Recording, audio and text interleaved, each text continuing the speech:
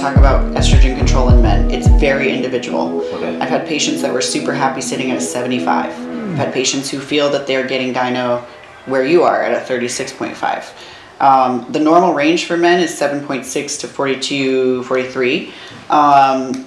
And when you take testosterone, the important thing to know about testosterone is that it aromatizes into estrogen. So if you're taking extra testosterone, your chances of increasing your estrogen go up.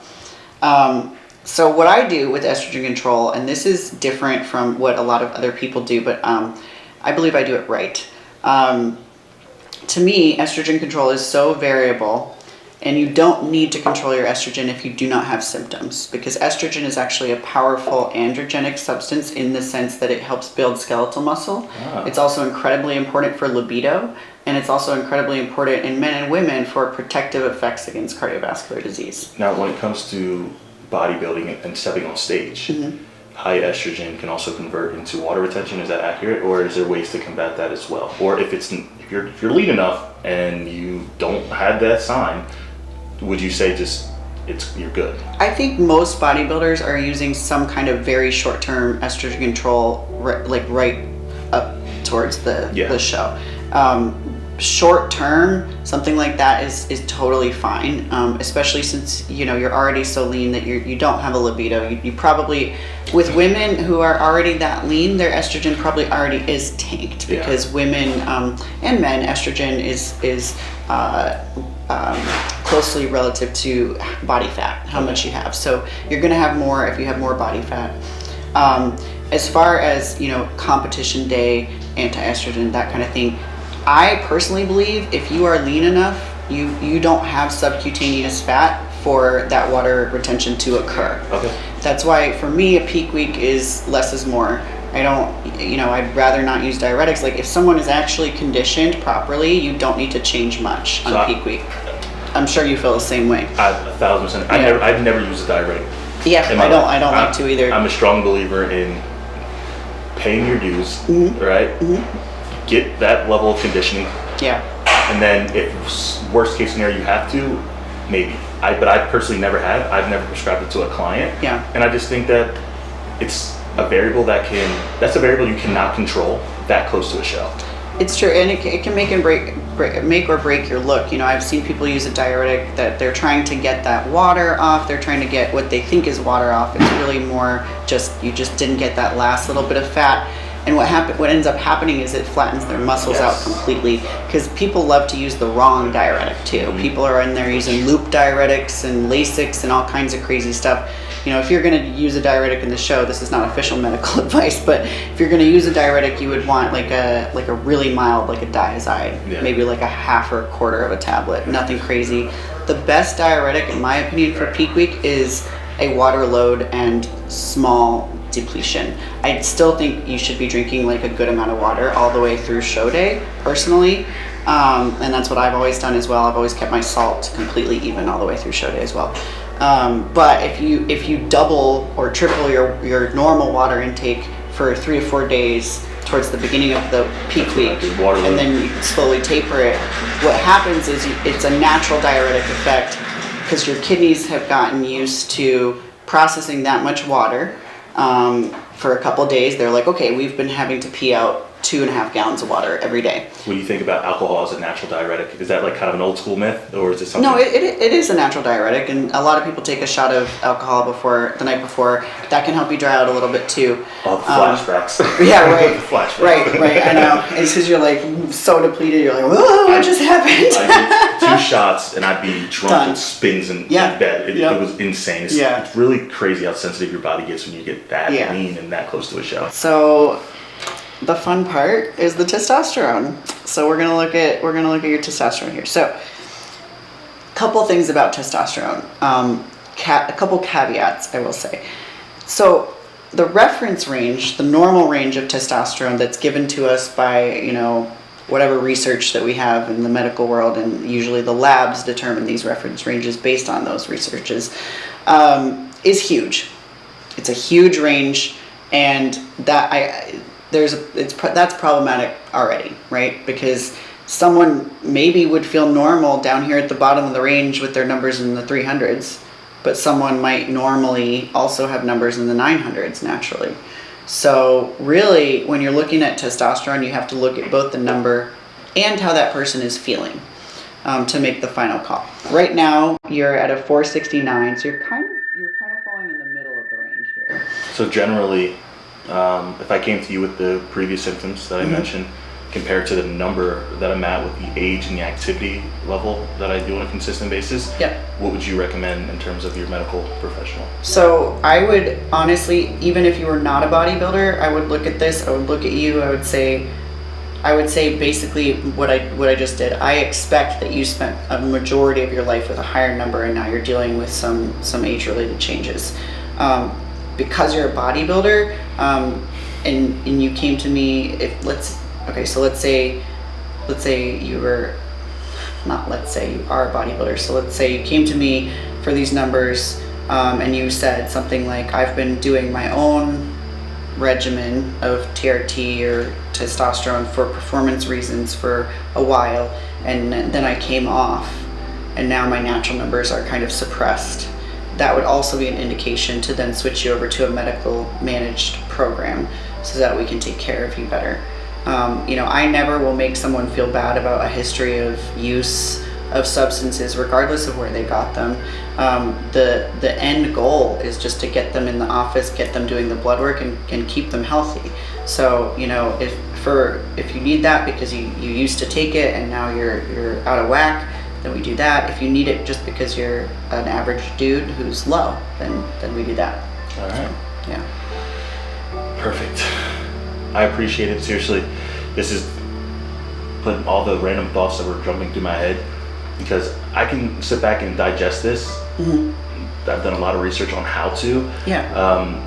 But that's why having a medical professional, not only just for me to get that information kind of broken down to, but my coaching team also, same thing. They have access to a medical professional, because even though as a coach I can say this, I can see this and understand it, it's a lot different coming from a medical professional's point of view, with not only having the background that they've had, but the experience in dealing with different patients whose levels are likely at some point like the ones that they're seeing on their papers. So for sure, it's important, and that's the one thing I want to stress. As much as it's scary sometimes to get your blood work, especially after shows, if you are a bodybuilder specifically, or even just somebody who is just trying to have a healthier lifestyle, it can be a little bit nerve-wracking, but it is so damn important to take that step and just making sure you can see what is going on internally. I cannot stress that enough. We've had too many losses in this bodybuilding community over this past year, and I guarantee you half of those could have been fixed just solely by seeing what is going on. And that's one thing I'm going to use this channel for, man, is making sure that not only just the educational aspect is there, but the actual action behind that is going to be there too. So again, thank you so much. I cannot appreciate it. You're more than welcome. That's our mission here too. And even beyond blood work, we're going to have a plan for the real top athletes, the big boys that are at the biggest level of risk, I should say. We'll do blood work, and if I see concerning things, we're going to have relationships with people in town where we can refer for EKGs, we can refer for echocardiograms, CT calcium scores, because there is additional workup that is sometimes required if you're doing a lot of stuff. So that's where we're at too. We just want to encourage people to get this done. We want people to see that, especially since I'm a bodybuilder and a medical professional, it's a great combination, because I'm not going to judge you. I understand the specifics of athlete specific blood work, whereas some of PCPs, primary care providers, don't necessarily know all that stuff. So that's our mission here as well, and and that's the coolest part. Like, I understand why a lot of people get a little bit nervous, because if they are a bodybuilder, they feel like they're going to go to a doctor who might not completely understand them and what they do on a consistent basis.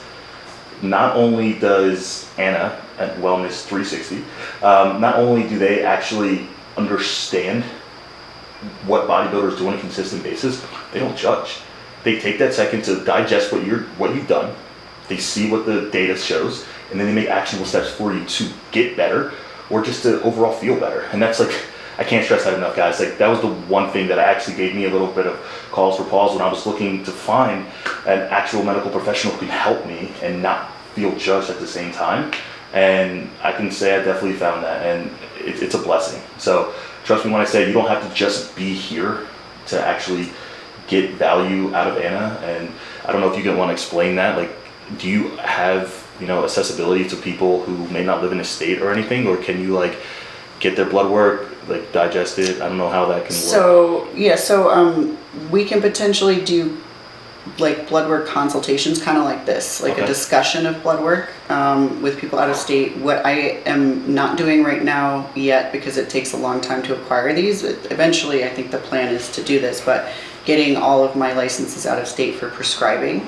So right now, anybody who wants actual prescriptions from me has to be in the state of Florida, or there is a loophole where if you come and do one physical exam a year with me, so if you travel to Florida and I see you in person, I can then prescribe for you one calendar year out of state. Sure. That's a little loophole. But what I definitely can do is we have like a flat rate fee for an hour-long phone call that goes over lab work. Yeah. And just give you educational materials and not actually prescribe anything, but I think there's value to be had there as well. Absolutely, and just knowing, yeah. like just knowing is half the battle. So if you aren't in the state of Florida, highly recommend it. Reaching out, I'll post below in the description all the information you need to reach out to Anna specifically. And guys, just take that step. Just take that step. If you're in Florida, if you're not necessarily in the Tampa area, take the drive. It is worth it. I'm telling you right now, I can't stress that enough. And plus, the location is pretty badass, if I can say so myself. But again, guys, it's important to make sure you guys take that step. Sweet. Thank you so much. Thank you. So leave it up to me to completely forget to shoot an outro for a video that's releasing tomorrow.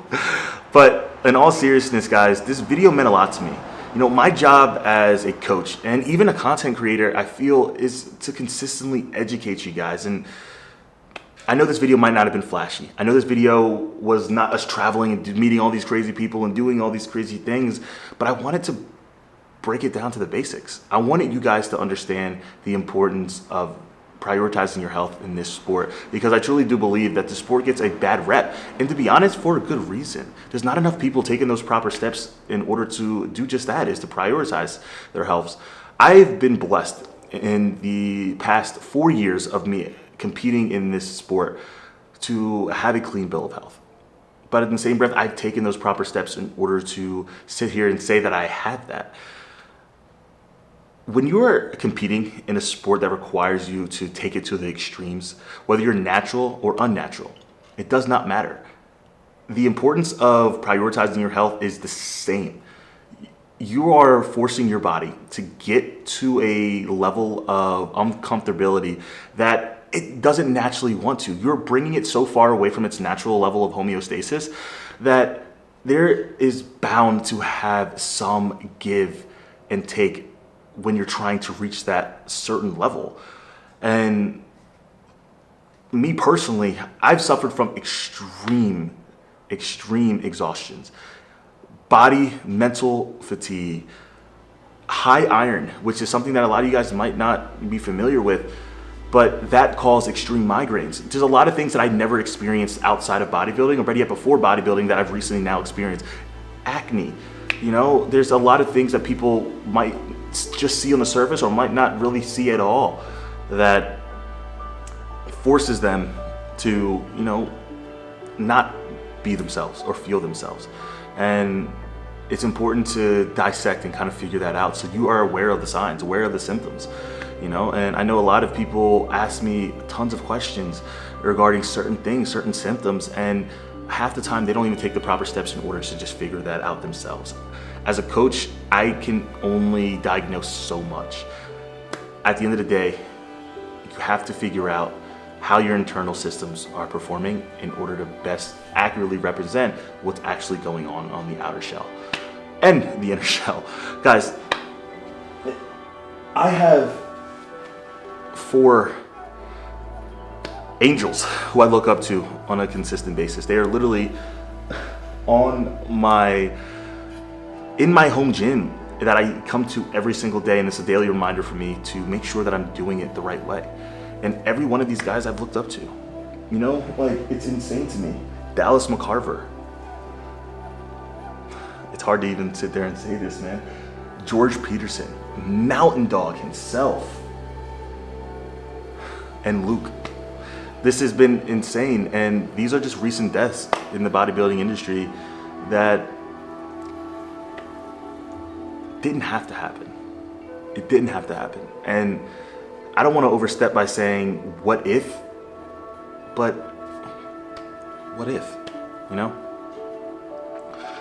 All in all, guys, I hope you guys enjoyed this video. I hope this one encourages you guys to make sure that you're doing what you need to be doing. This sport is a beautiful sport, man. I always say this, man. I always recommend people, whether they're going to do it long term or not, dive into it. Push your limits. Test yourself. Everybody should see themselves at least one time in their life at a peak performance. And there's repercussions that come with that. And I just think it's important that people are educated on that. But all in all, guys, I appreciate the love. I cannot stress that enough. Stay tuned. We got some awesome videos coming very soon. And it's gonna be something special. We're falling in love with YouTube, man. We're falling in love with it. So if you can, please smash the like button, share, subscribe. We released a minimum of 1 video per week. I hope you guys are enjoying the series so far. Manifestation is how we got here. And I want to encourage you guys to do the same thing. So I hope you guys enjoy the video, and I'll catch you guys in the next one. Peace.